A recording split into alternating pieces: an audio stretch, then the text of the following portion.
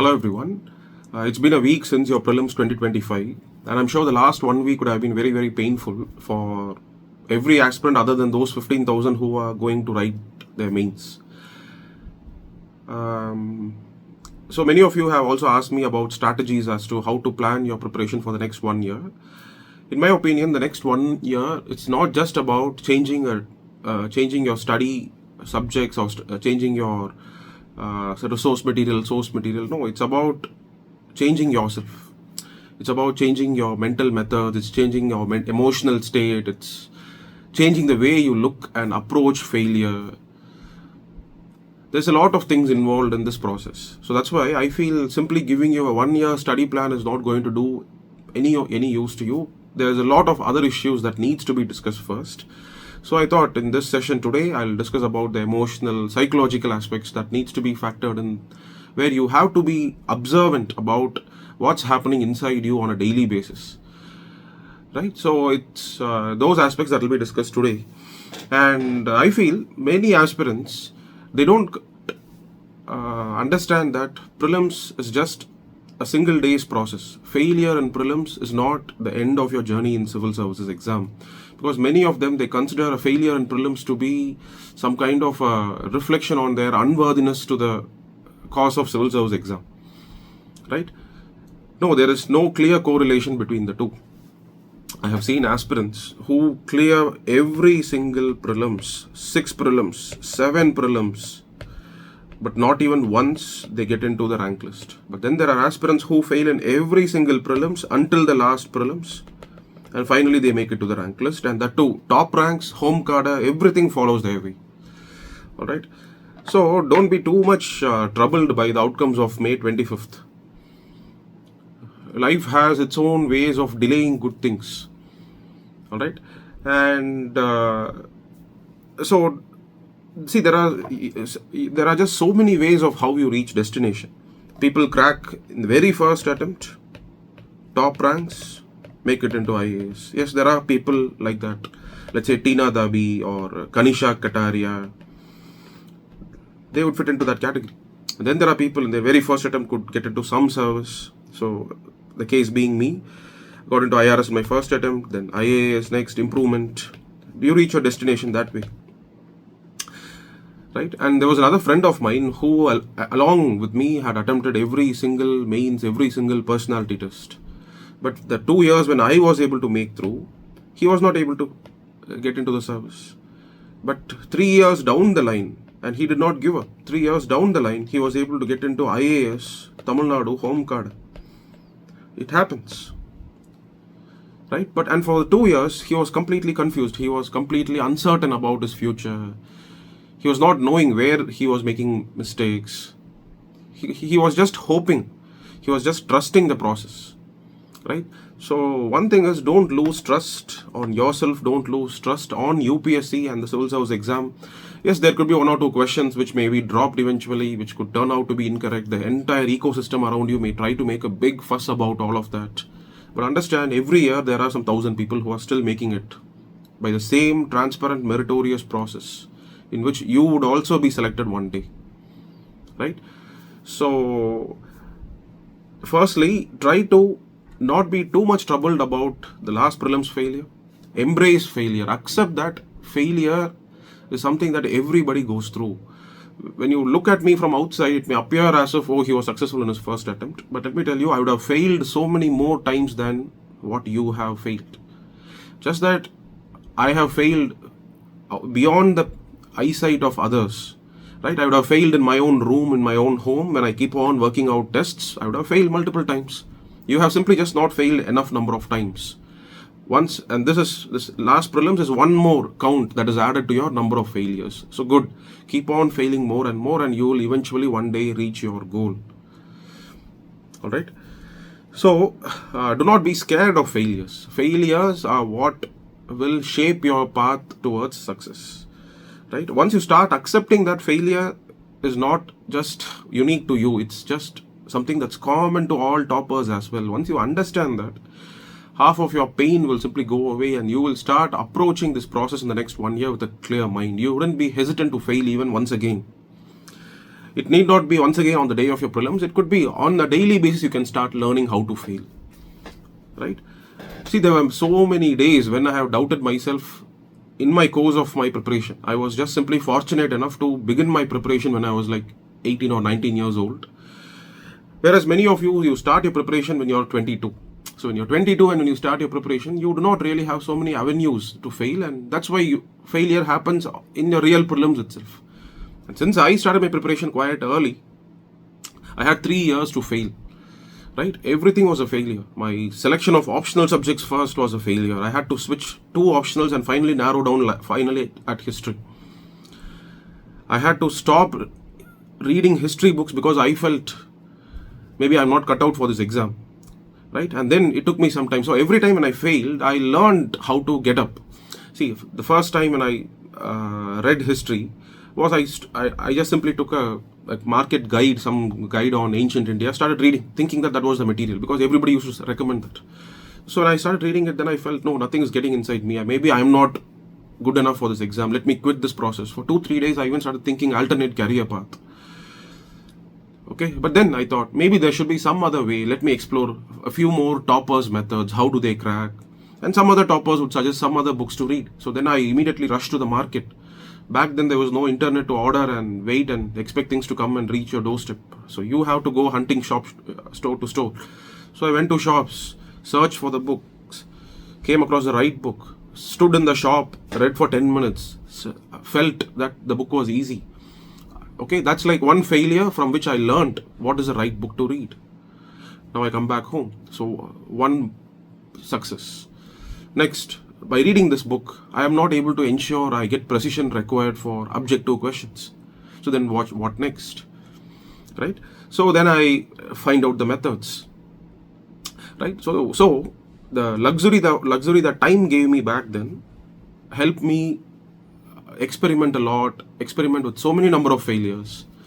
And I believe failure in this prelims has actually given you as well the same luxury of time. It has given you the same luxury of the next 1 more year into preparation process. All right. So that's why do not look at failure as some kind of a phenomenon that should just be avoided at all costs. No, failures give you its own benefits, right? If Shakti Dubey was able to get into All India rank 1 home cadre, it's only because she failed so many number of times. I would say if she would have cleared in a very first attempt, probably she would have landed in some lower service. After 2 years, she would have tried to improve, probably should have got into some IRS. After that, she would have got exhausted. One day, someone becoming an All India rank 1 would have just been done away with if there was no failures in her life, right? And let me also tell you, every year, you see, you are not the only person who's unhappy because of the outcomes of this exam. Even toppers are unhappy. There are officers, IAS officers, who would get into All India rank, let's say 300s, right? And because of All India rank 300 range, they would be, let's say he's from Tamil Nadu. The person would be thrown into a remote state like Nagaland, right? But somebody who's with All India rank 410 or 450, he would be so happy because he gets IPS Tamil Nadu itself, right? So you do not even know whether even you will be happy after you get results favorable to you or not. So that's why I understand that unhappiness is just so inevitable like happiness. Everything is a part of your life and you are just now in a phase where there is some momentary unhappiness. So learn to overlook this unhappiness and expect that there are things which are hidden from your sight, which you have to travel only then those things can reveal themselves to you. And the travel is the next year's journey into civil services exam. All right. So first of all, let's be very clear about what is this failure in prelims. Okay. Failure in prelims itself is not a problem. Failure in prelims itself is not the underlying issue. Failure in prelims is not a disease. Okay. For me, prelims failure is just a symptom. Prelims examination, mains examination, personality test, they're all tests like blood test. Okay, they're all tests like ultrasound tests. Okay, those tests are designed so as to figure out the underlying issues that you have behind certain diseases. I'll give you a simple example. When you go to a doctor, the doctor asks you to perform certain tests. They ask you to run on a treadmill, they take blood samples, and they examine your chest, right? When you perform the treadmill test, you start feeling breathlessness, you start feeling a pressure in your chest, okay? Your blood pressure just shoots up, okay? So those are all symptoms, isn't it? You are asked to take a treadmill test and you experience certain symptoms. Similarly, you are asked to appear on a test on 25th May and the symptom is that you have failed that particular test. Okay, so just like a heart patient, see, the disease is you have a coronary heart disease. Your arteries in your heart is all blocked, right? So the symptom of that is pressure in the chest and breathlessness.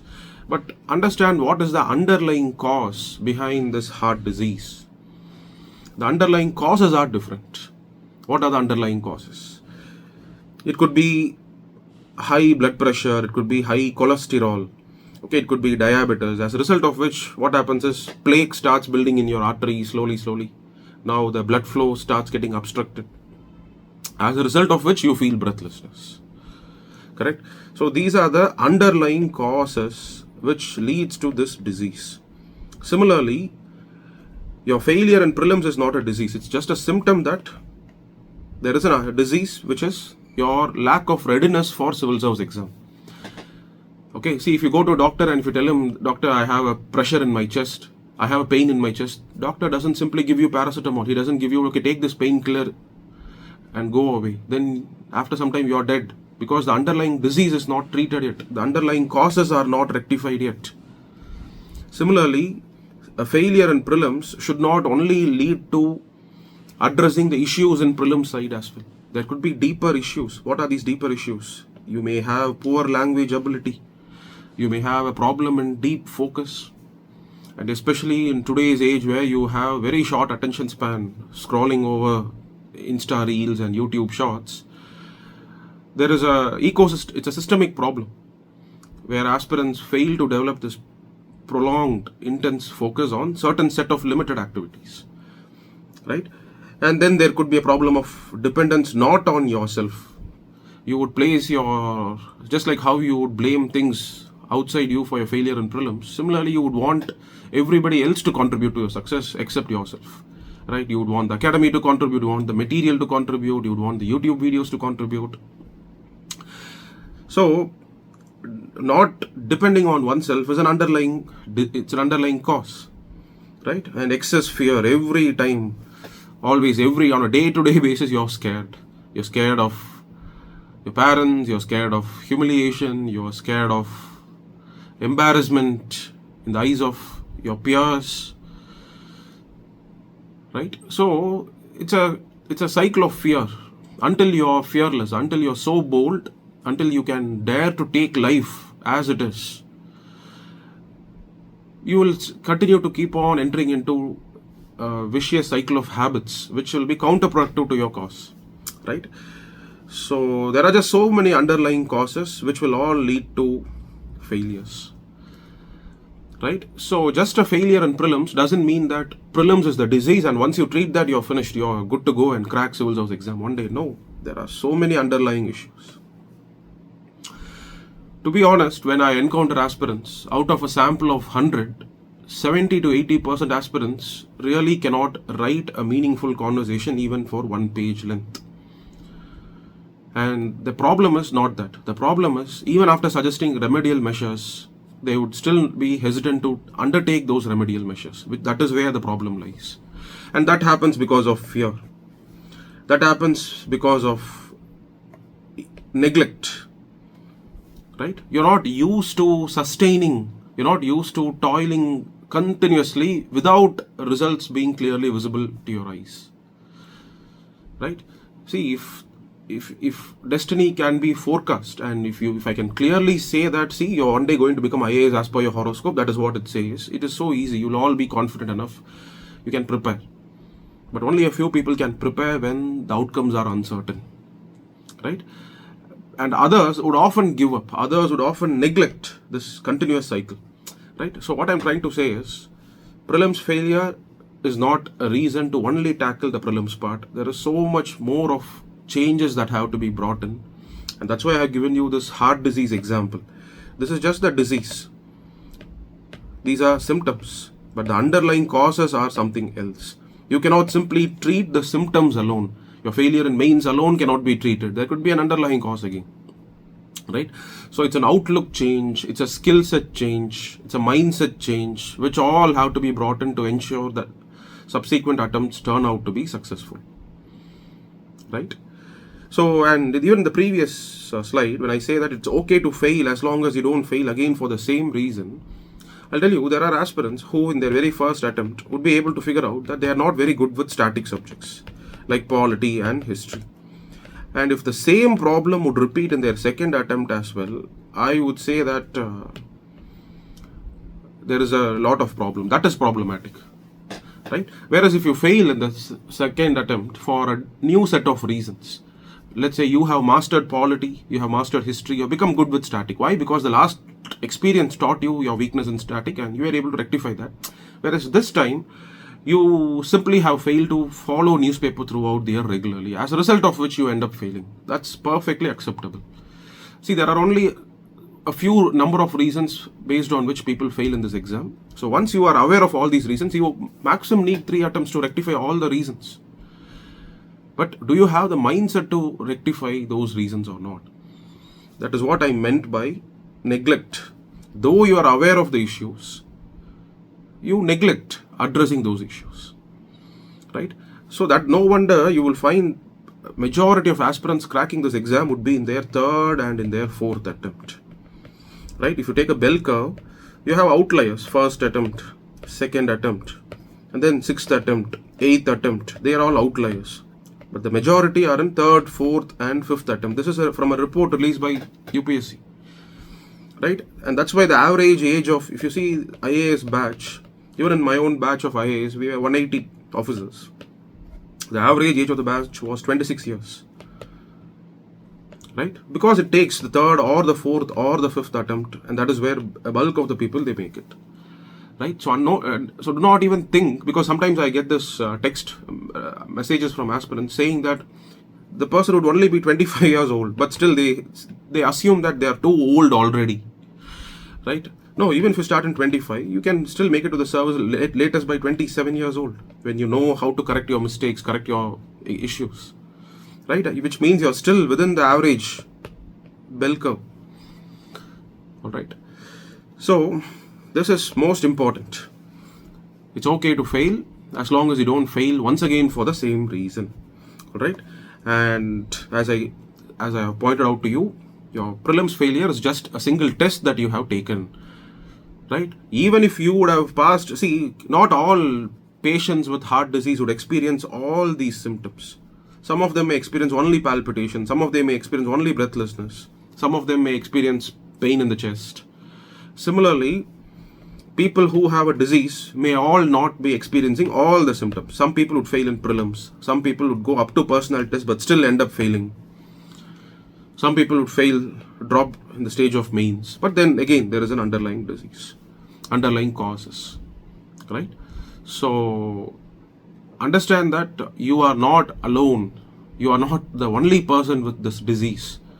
Except for this 1,000 odd people who are going to crack this year, everybody else will also have this disease. And there will always be these underlying causes, right? But apart from this 1,000 who make to the this year, the next set of 1,000 who make next year are those people who will treat these causes. So be one among those who take initiatives to treat these causes, all right? So success in 2026 civil service exam, how to ensure it. In this session, we will only be discussing about the mental, emotional change that you need to perceive success every single day. Success is not what happens to you in next May 24th of 2026. No. Success is what you perceive on every single day, and there are clear methods to perceive yourself as successful, right? This exam is more of a confidence test. Those who are very confident on the day of exam, before you enter into the exam hall, that they will clear have a high rate of cracking this exam. And how do you get into that state of confidence and readiness? It's only when you experience that success on a daily basis. There are methods to it, right? So preparing yourself to those methods is the entire objective of this session. All right. So when a heart patient goes and takes a treadmill test or a ECG, what do they do next? They give it to the doctor to diagnose things, right? They give the reports to the doctor so that doctor can expert with his expertise. So when a heart patient goes to a hospital, they perform different tests. They give it to the doctor. They give the test results to the doctor so that the doctor can diagnose properly, right? And that's the same case with you as well. If you want to understand the underlying causes, you need to make a proper diagnosis of your performance, of your test in prelims. And I'll share with you a PDF document. I would have shared the link of this PDF document in the description box and in the comment section below. So you can click that, have a look at how this diagnosis is actually done. So this is basically an analysis done by a student of mine 2 years back. So he had attempted 2022 prelims, and based on his attempt in 22 prelims, so he has made the Excel sheet. And in that Excel sheet, so he understands why certain questions turned out to be difficult for him and what other preparation could have led to his successful attempt of those questions. So these are the parameters based on which this diagnosis was done in the first place.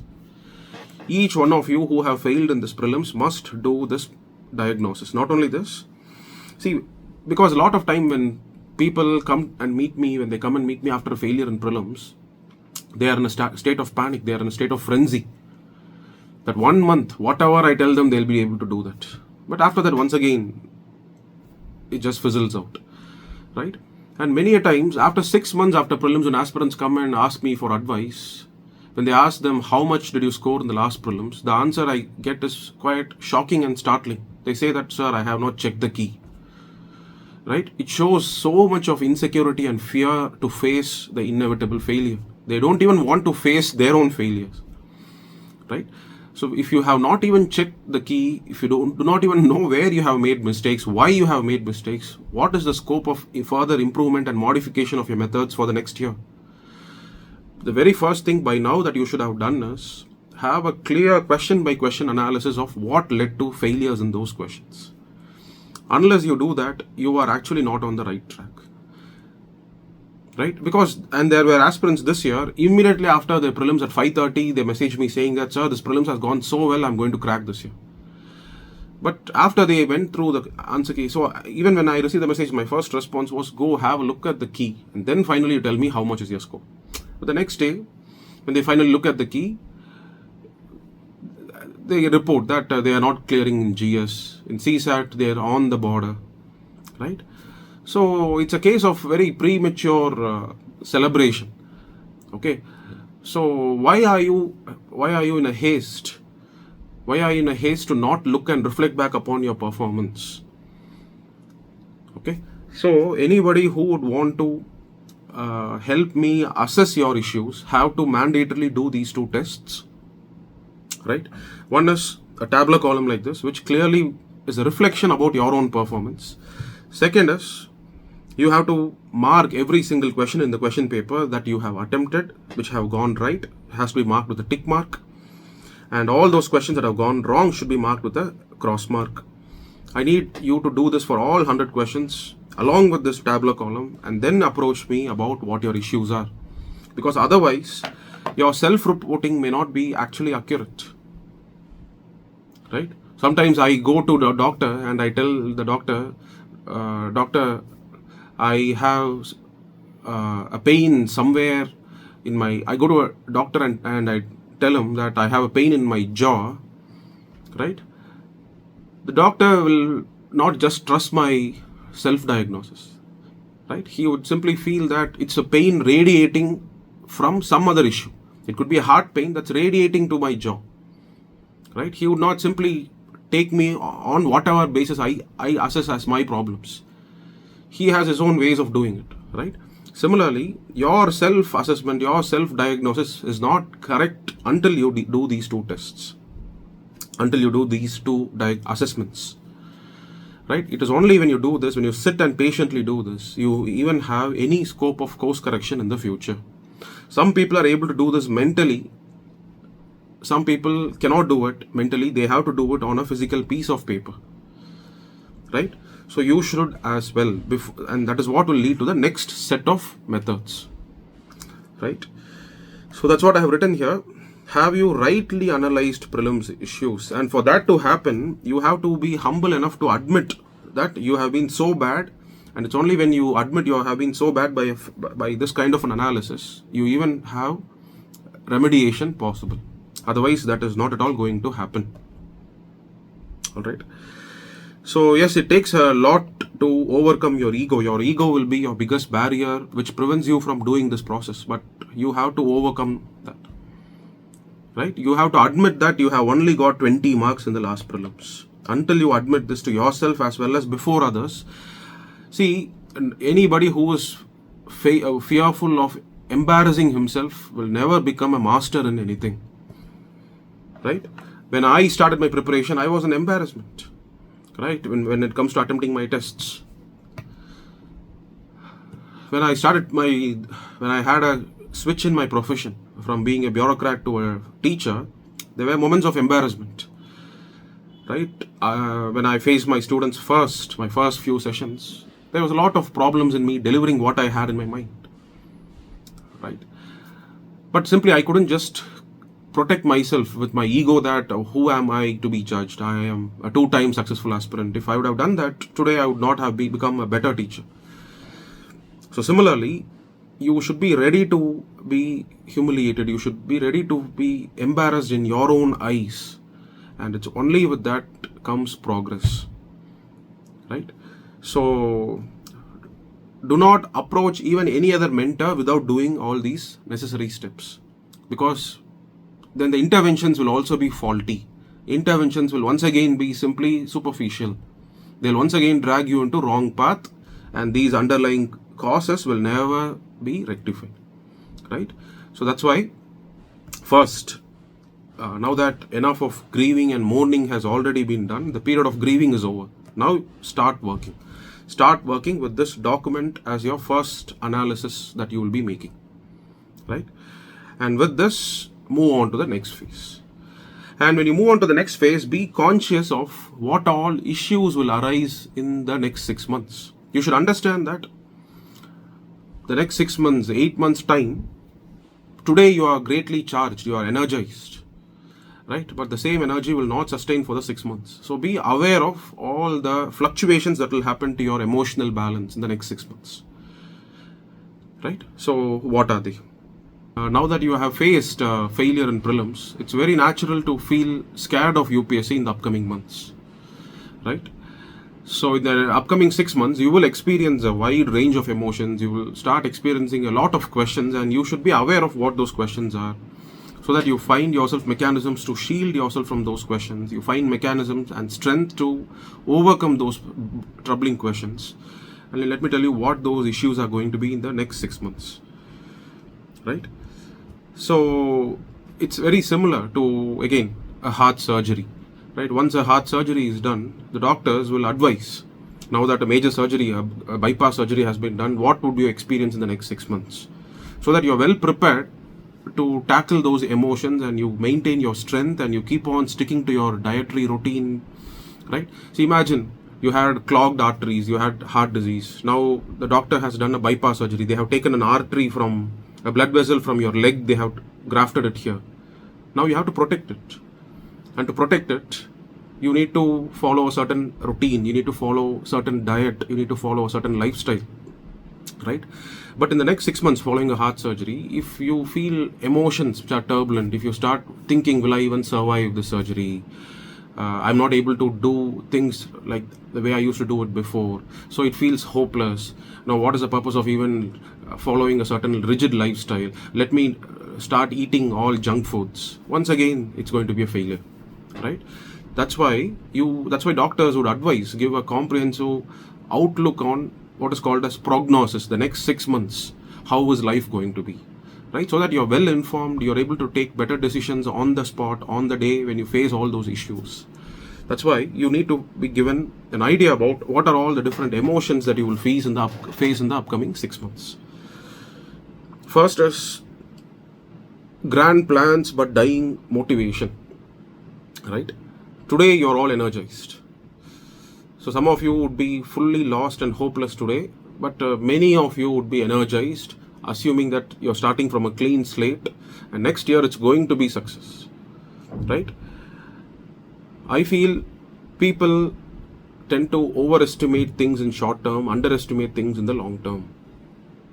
Okay, aspirants would overestimate what they can do in a single month. They underestimate what they can do over a year or over 2 years.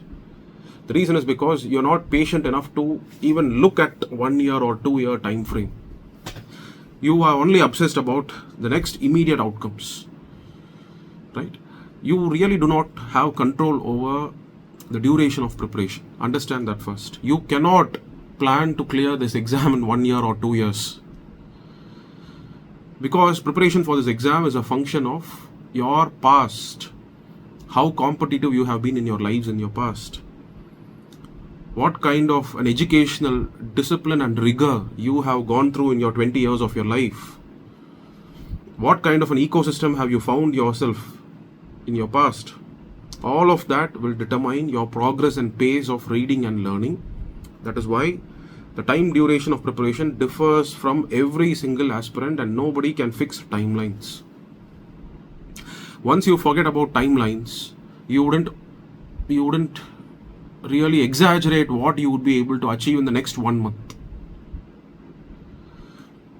Right? You will have patience. And when you don't have patience is when you will start watching next YouTube videos on without even learning how can you crack these questions. It may appear as if it's so promising. It may appear as if that's the solution that you need. It may even work out in the small tests because all those methods are based on previous year's questions. So when you use those methods to crack, again, previous year's questions, it may appear to work. But the next year's question, it may all flop. Right? And UPSC is trying to shield aspirants by asking the 3-statement type of questions, where all those kind of nonsensical, useless logic will all not work. Right? 3-statement questions are really good in helping aspirants. You should not feel UPSC is setting difficult question paper. No, UPSC is making the process so predictable. Instead of the past nature of questions, where even by elimination one option, you can get almost all other answers right. Or by using some shortcuts, you will be able to get things right. Shortcuts will have less role to play in questions where you have 3 statements given, right? So UPSC is making the exam more predictable. It's more becoming scientific and rational, right? But you will be able to face this reality only when you don't have mental timelines fixed. Don't have timelines at all. Go with the flow, go with the process. Make sure every single moment is properly utilized. That is the only thing that you have in your control. Because I may be able to read 1 page in a book in 5 minutes. Some other aspirant would take 10 minutes. Why? Because his English may not be as proficient as mine. Whereas some other aspirant would read it in 2 minutes. Why? Because he has a better standard of English than mine. That's why there is no point in having common targets fixed between a group of friends. Unless you both have studied in the same school, same college, same department, which means you both have been on the similar academic levels. If that is not the case, do not even have common timelines, common study routine. That's why I would never give a timetable for the next 1 year which is common to all aspirants. It varies. It is so individualized. It can only be done after I assess you perfectly. I should know what is your writing proficiency. I should know what time you take to read a day's editorials. And again, what you report as the time taken to read an editorial may not be the reality. You may be incompletely reading it. Again, what I'm trying to say is, plans have to be on the long term. You cannot have very short term plans and be so excited about that. Right? When you have a long term perspective towards things, it's not even plans, it's about perspective. Don't expect to even clear next year 2026. Don't even expect to clear in 2027. Just think one day you're going to clear. And automatically all right things will start happening. Alright. It's because when you start planning in a short term, I'll tell you, when you think, okay, next 1 month I should be done with NCRTs. Okay, what you think is one reading of NCRTs it's good enough for you to crack this exam. That is not the case. I'll give you some example. First, you need to understand what is a successful attempt at preparing from NCRTs. It's not like, see, when you expect, you think, okay, I'll take an NCRT, I'll spend 5 hours every day, one chapter after the other chapter, and finally it means I have completed an NCRT, finished, my work is done. Right? And why do you think so? Because you have set timelines. You have set a timeline of 1 week or 2 weeks to finish an NCRT. But if you don't have such timelines, if you only know that you have to read NCRTs, now what you do is, you start from here, you start reading an NCRT. Right?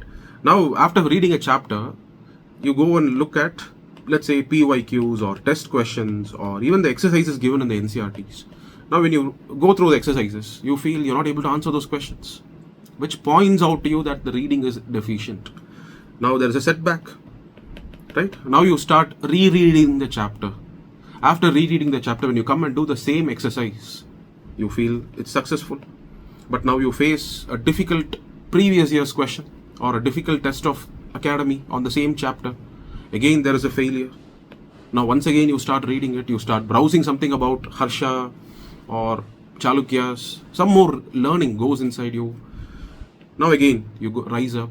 You see, this is how, when you don't have mental timelines fixed, when you don't have rigid milestones to achieve, what happens is there is a natural inclination to explore and perfect things. Right? So this is what I say, that success is not linear. It's not like a straight path. It's not a predictable path. It's not like you take an NCRT, you finish a book, you're done with that book. You go enroll in a test series, take all the tests, you're finished with that. No. There is a lot of thinking, there's a lot of introspection, there's a lot of exercising, there's a lot of course correction, which all should follow in this path. Right? But when you listen to a topper's interview, they say, I read Ancient India, R.S. Sharma NCRT, I read Satish Chandra NCRT. What do they mean by reading? They mean all these process. And why were they able to do all these process? Because they did not simply have rigid timelines.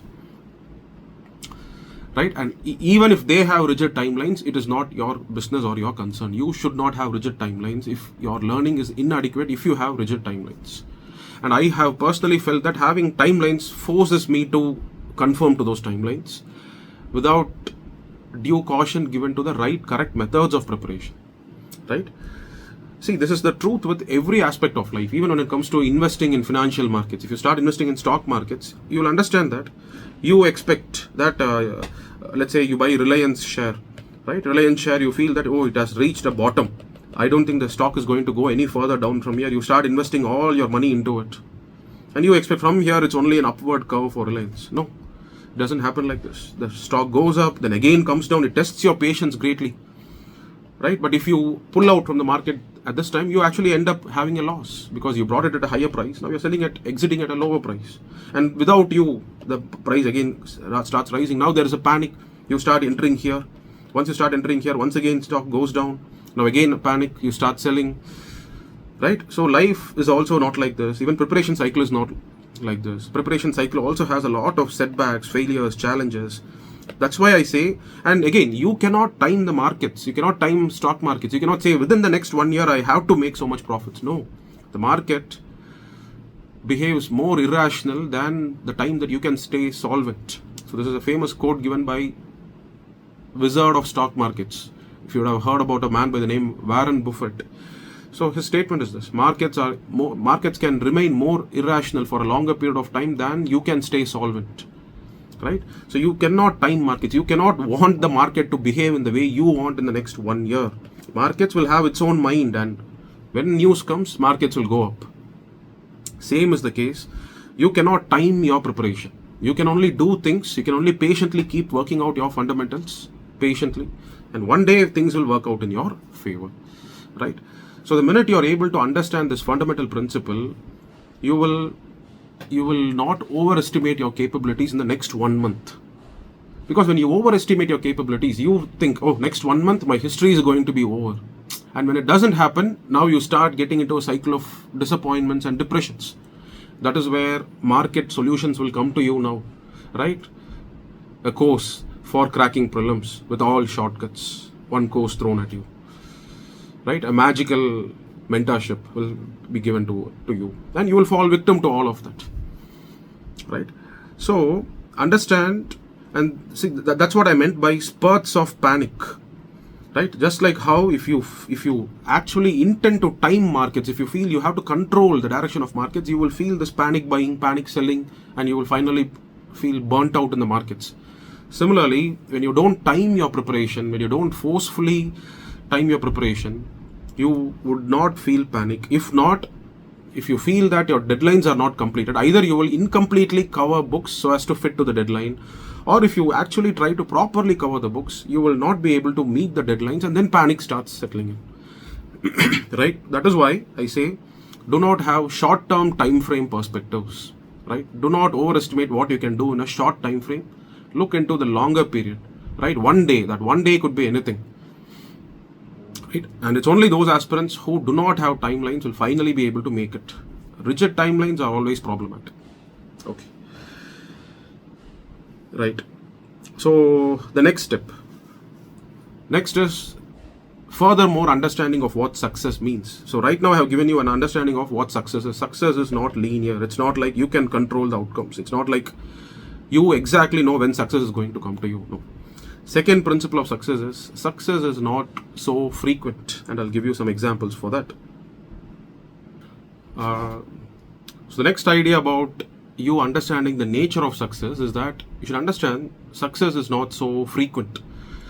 It's not so easily visible before your eyes, and it is your responsibility to create avenues for visibly perceiving success.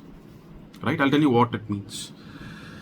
See, the preparation for this exam, it follows a graph like this, where initially there is a lot of slow growth, right? And then suddenly you'll find the growth shooting up like this. It's not a linear curve like this, no. So in the first initial years and months and years of preparation, you do not really feel any improvement. And actually, if you have failed in prelims by a huge margin, it means that you are in this phase initially. If you only got 50 marks, 50 to 60 range in this prelims, it means you are yet to face improvement. It will happen, just that you should not give up, right? But how do you ensure that you don't give up? How do you ensure that even if... So the next idea that I would like to talk about is, you should understand success doesn't come so frequently before you. And success is very addictive. All of us in some pursuit or the other, in some school competitions, in some ways, we would have experienced success. Right? And we all know how nice it feels to be successful. Right? And let me give you an idea of my batch of IAS officers. So we were a batch of total of 180. Right? Out of 50 of them were simply from IITs and NITs. And 28 of them were doctors. And 20% of the 180 were already in some service, which means they have already cracked this exam. And then there are lots of chartered accountants, postgraduates in various disciplines. Okay? Those who were into teaching as assistant professors. So it's a big group like that. So what I'm trying to simply say is 60% of those who make it into IAS every year, they are nurtured, they are molded in a very, very competitive environment. Right? If they're doctors, it means they were the toppers in schools. IIT, NITians. Doesn't even require saying, they have been the toppers. Right? So it's that environment of always being in a state of competition which actually prepares them to sustain this process of civil service exam preparation cycle. Right? It's because these guys who were toppers in the schools, who were toppers in board exams, competitive exams, every single day when they were preparing for all these exams, they would have faced tests, and they have always wanted to be in the top. Why? Because being in the top, being recognized by others has always been so addictive to them. That's why they have always developed a process, they have developed a cycle which actually ensures that they are always competitive, they are, they are always eager to be running in the race. They don't withdraw at all, right? So, why do they not withdraw? The only reason is because of creating frequent avenues for mimicking success. IIT final, JEE, main and advanced, that is not the only exam that they write. They write hundreds of such small, tiny exams. And being at the top in every single test, it gives them that rush, it gives them that feeling of high. As a result of which, they continue, they keep on going, right?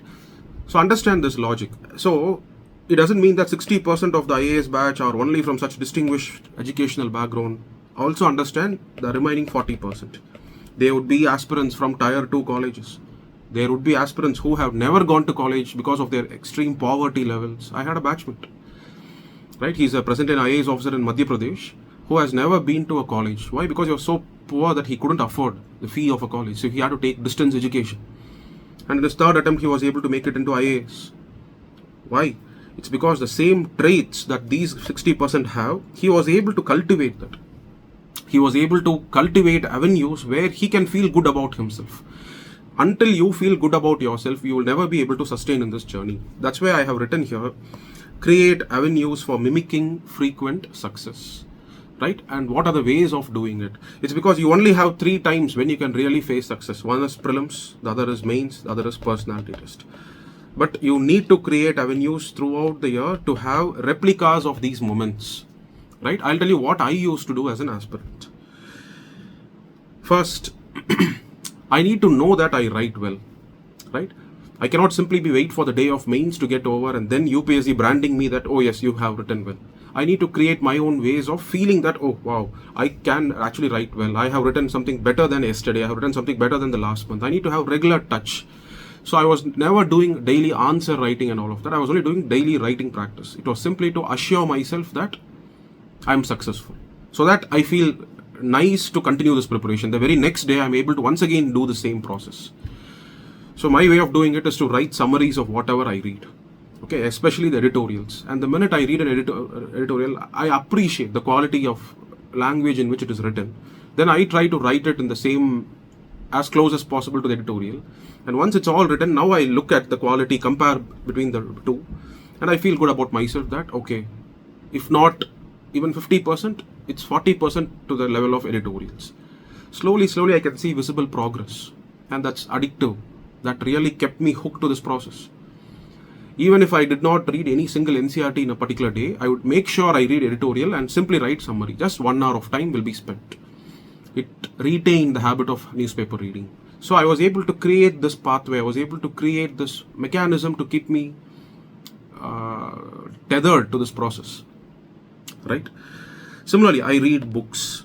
And when I read books, I tend to utilize the platforms that are available to me back then, since I was in my college. When I read books, I go for some debating contests. Whenever there was intercultural competitions, if there is avenues to speak, I never felt shy, never felt embarrassed of being laughed at, never won a single prize for debating or anything, but still I would be there, right? My own batchmates would be there in the audience. They would, my department mates would be there. They would not participate, but they would be, definitely they were having a laugh at me, right? I never cared. For me, it's all about the goal.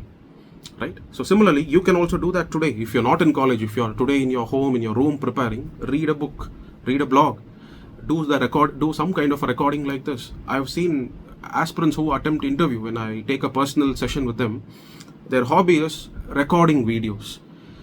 Right? What they do is they talk and they record on contemporary events. So it's all good foresight, it's all good training ground. So when you see a recording yesterday and today, when you see an improvement, you actually feel nice to talk, right?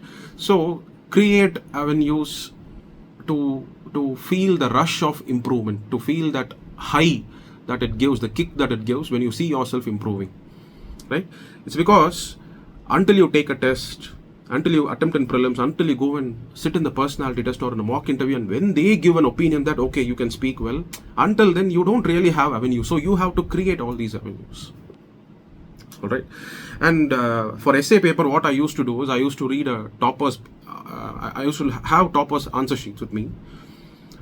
For the same question for which they have written an answer, without even reading their answer, now for the same question, I'll write an answer.